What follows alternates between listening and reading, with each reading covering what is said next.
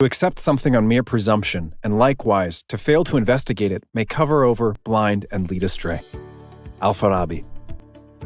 Welcome back to Few Minutes Knowledge. Today, we're talking about Al-Farabi.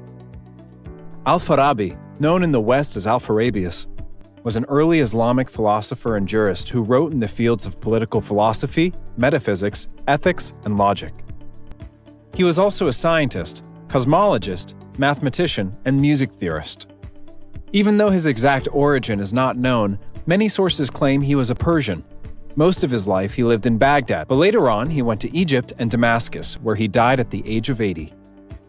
Al-Farabi was known as the second teacher in the Islamic philosophical tradition, following Aristotle, who is known as the first teacher. Through his commentaries and treatises, he preserved the original Greek texts during the Middle Ages and influenced many prominent philosophers, including Avicenna and Maimonides. Al-Farabi was a philosopher who founded his own school of early Islamic philosophy known as Farabism, or Al-Farabism, which was later eclipsed by Avicennism. His philosophy breaks with Plato and Aristotle's philosophy and moves from metaphysics to methodology, anticipating modernity. In philosophy, Al-Farabi unites theory and practice. Despite being primarily an Aristotelian logician, he incorporated several non-Aristotelian elements into his theories.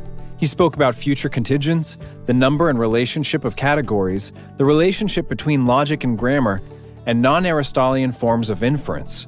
He is also credited for dividing logic into two categories, the first of which is idea, and the second being proof.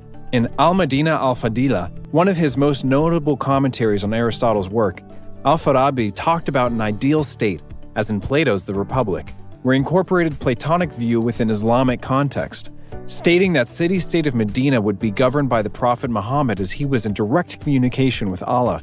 In this work, he considered democracy as closest to the ideal state. Al-Farabi's work was so impactful that even nowadays many streets around Kazakhstan are named after him.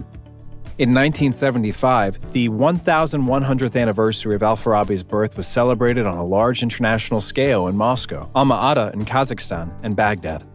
And one of the asteroids in the main belt between Mars and Jupiter was named after him, 7057 Al-Farabi. Thank you for watching. Don't hesitate to comment below and share this video with your friends. See you in my next video.